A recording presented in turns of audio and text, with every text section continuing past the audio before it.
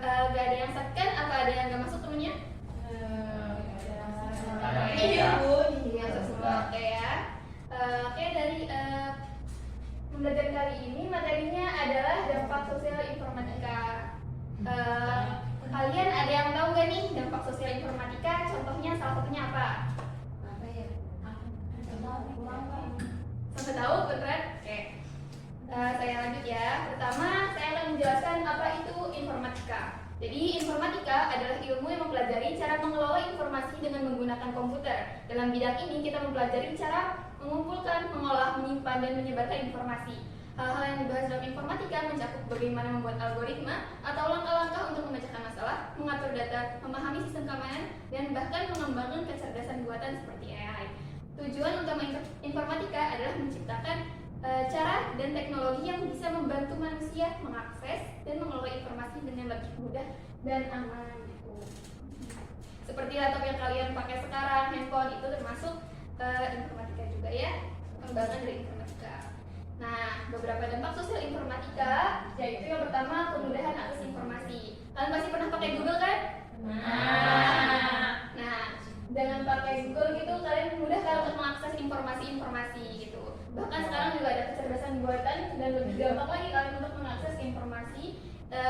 Apalagi kalau informasi sosial, kalian juga bisa pakai media sosial. Kalian pakai media sosial apa? Instagram. Terus yang kedua dampaknya adalah komunikasi global yang cepat. Nah, kalian sekarang kalau ngomong nggak usah surat-suratan lagi kan? Sekarang ada apa? WhatsApp. Terus yang ketiga ada inovasi pelayanan publik. Nah, sekarang kalau pelayanan publik itu nggak semuanya harus datang ke kantor. Sekarang ada juga pelayanannya yang online ya kan.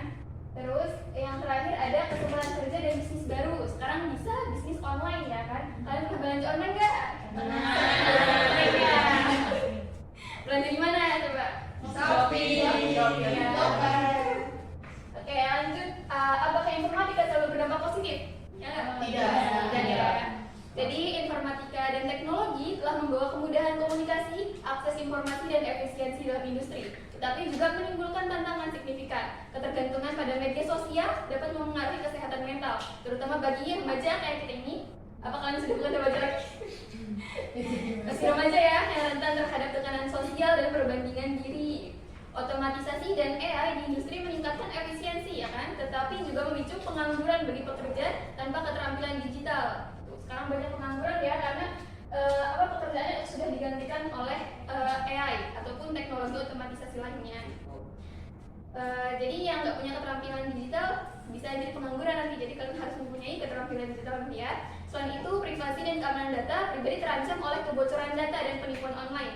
Sehingga kita perlu lebih berhati-hati dalam berbagi informasi pribadi di internet. Ya, contohnya Kominfo kemarin kebocoran ya datanya ya kan. Data kita bocor semua. Nah, jadi beberapa dampak sosial negatif informatika yang pertama adalah ketergantungan pada teknologi gitu. Nah, karena banyaknya teknologi maju, kita jadi kadang ketergantungan pada mereka. Kayak misalnya ketergantungan memakai AI dan lain-lain gitu ya. Media sosial juga, kalau rasanya nggak sehari lihat media sosial aneh gitu ya. Lalu ada kesenjangan digital dan ekonomi. Di beberapa daerah ada yang ekonomi dan digitalnya kurang sehingga terlihat terdampak jelasnya gitu ya. Lalu ada risiko privasi dan keamanan data. Seperti yang kita tahu yang kemarin ya ada kebocoran data-data juga. Bisa juga kalau kita misalnya memasukkan data di website-website yang kurang kurang jelas keamanan datanya. Terus yang terakhir ada penggantian tenaga kerja oleh otomatisasi. Nah, nanti misalnya kayak supir dan lain itu mungkin bisa saja di masa depan tidak ada karena digantikan oleh AI ya. Nah, lalu bagaimana keadaan masyarakat Indonesia terhadap dampak sosial informatika?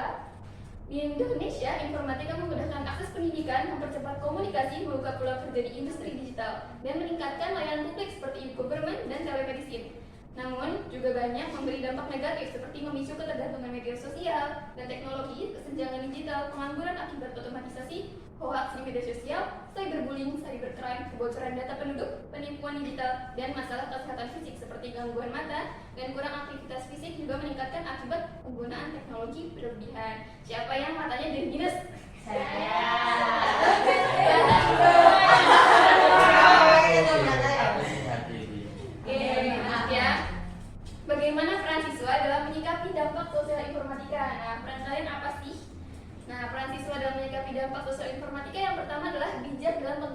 teknologi. Yang kedua, meningkatkan literasi digital. Jangan terlalu percaya akan sebuah informasi di online, internet atau internet ya. Dicek lagi apakah benar atau tidak, apakah itu hoax gitu ya.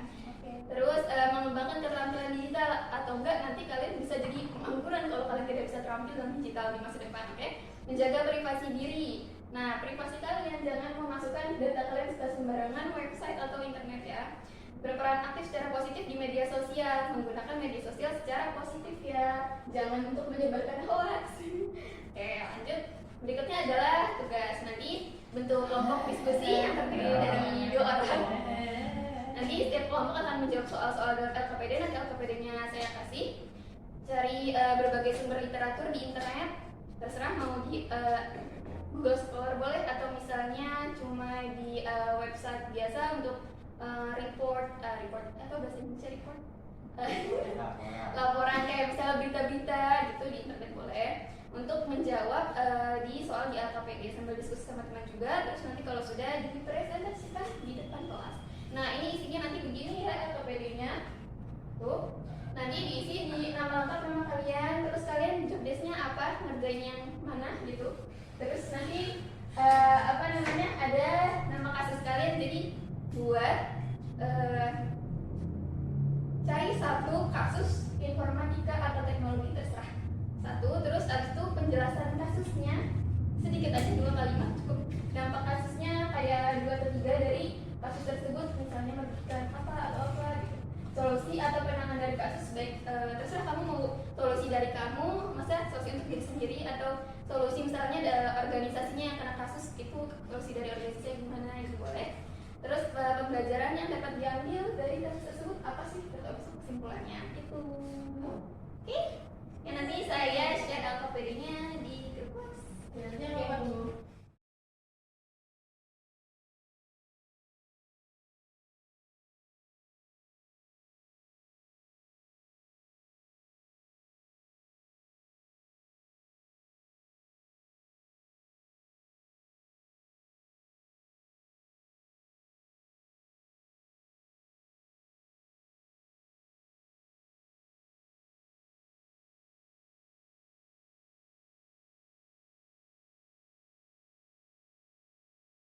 Sudah semua?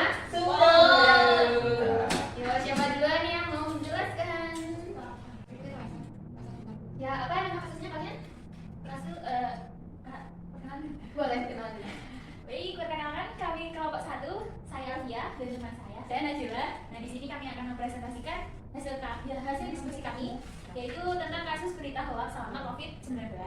Nah, untuk penjelasan kasusnya, hoax atau berita palsu merupakan informasi yang tidak benar tetapi disebarkan dengan tujuan tertentu. Dalam beberapa tahun terakhir, perkembangan teknologi terutama media sosial telah mempermudah penyebaran hoax secara masif. Sebagai contoh, yaitu pada masa pandemi COVID, banyak hoax yang beredar seperti klaim palsu tentang metode pengobatan, vaksinasi, atau teori konspirasi yang menyebabkan keresahan masyarakat. Nah, kemudian, Untuk dampak dari kasus itu ada 2. Dampak positif itu menyadarkan masyarakat akan pentingnya literasi digital untuk memilih informasi yang benar dan salah. Lalu mendorong pemerintah dan organisasi teknologi untuk memperkuat regulasi terkait informasi digital. Lalu dampak negatifnya dalam meningkatkan keresahan kepanikan dalam masyarakat dan memicu konflik internal atau eksternal perpecahan akibat provokasi berita palsu. Menurunkan kepercayaan masyarakat terhadap informasi yang benar. kemudian untuk solusi atau penanganan dari kasus hoax tadi, yaitu yang pertama ada peningkatan literasi digital. Maksudnya masyarakat perlu dididik untuk mengenali tanda-tanda hoax seperti memeriksa sumber informasi, memverifikasi keaslian berita, dan menghindari penyebaran informasi yang tidak jelas. Kemudian langkah selanjutnya ada menerapkan regulasi ketat, yaitu pemerintah dapat bekerja sama dengan platform media sosial untuk menghapus konten hoax dengan cepat dan memberikan sanksi kepada pelaku penyebar hoax. Kemudian langkah yang ketiga yaitu penguatan teknologi filter informasi. Maksudnya mengembangkan teknologi berbasis kecerdasan buatan untuk mendeteksi dan menandai berita palsu sebelum menyebar luas. Dan langkah yang terakhir ada kampanye anti hoax, yaitu menggalakkan kampanye edukasi di media sosial, sekolah, dan komunitas untuk mendorong masyarakat lebih kritis dalam menyikapi informasi. Untuk pelajaran yang dapat diambil adalah teknologi adalah alat yang dapat memberikan manfaat besar jika digunakan dengan bijak, tetapi juga memiliki dampak negatif yang perlu dikelola. Literasi digital sangat penting di era informasi agar masyarakat tidak mudah terpengaruh oleh hoax. Kerjasama antara masyarakat, pemerintah, dan perusahaan teknologi diperlukan untuk menciptakan ekosistem digital yang sehat. Baik, karena itu kesimpulan yang didapat dari kasus ini adalah kasus penyebaran hoax menunjukkan bahwa perkembangan teknologi tidak selalu membawa dampak positif jika tidak diimbangi dengan literasi digital yang baik. Solusi seperti edukasi, regulasi, dan pengembangan teknologi perlu diterapkan untuk meminimalkan dampak negatif. Dengan berpikir kritis, masyarakat dapat berkontribusi dalam menciptakan lingkungan informasi yang lebih sehat. Oke, bagus. Tepuk tangan. Ya, boleh silakan kembali ke tadi. Sekian dari kami, terima kasih. Iya. Ya, bagus ya. Tadi kasusnya kasus hoax waktu zaman Covid ya. Iya. Ya, betul ya. Waktu Covid itu banyak kasus hoax. Nah, kita bisa meningkatkan literasi untuk mencegahnya dan juga melakukan kampanye media sosial. Media sosial. Oke, lanjut kelompok berikutnya yang kelompok kedua. Enggak.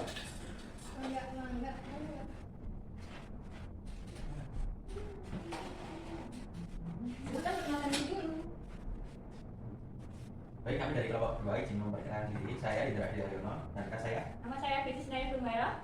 Di sini pada topik kali ini kita mengangkat kasus penggunaan media sosial yang berlebihan. Untuk menjelaskan kasus, penggunaan media sosial seperti Instagram, TikTok, dan Facebook telah meningkatkan drastis seiring perkembangan teknologi.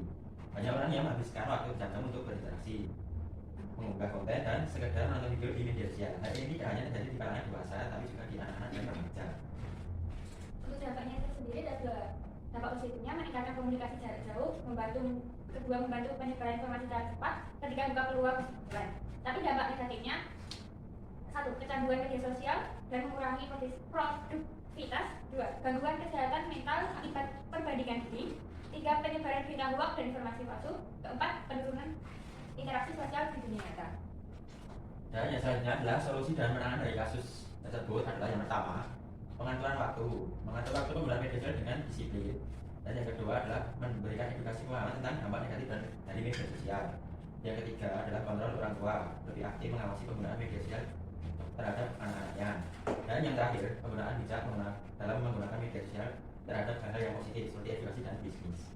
Pembelajaran yang dapat diambil dari kasus ini adalah teknologi harus digunakan dengan bijak agar manfaatnya lebih besar daripada dampaknya. Keseimbangan antara kehidupan offline dan offline sangatlah penting untuk kesehatan mental dan sosial.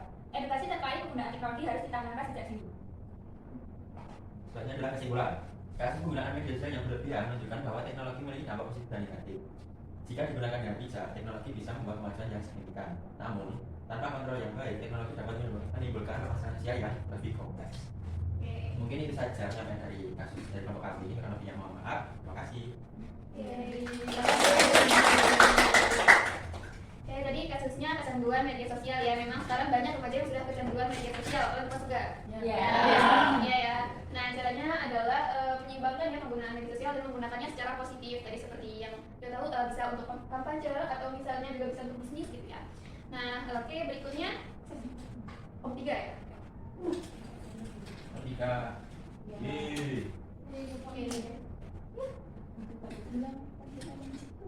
Bisa tahu sampai.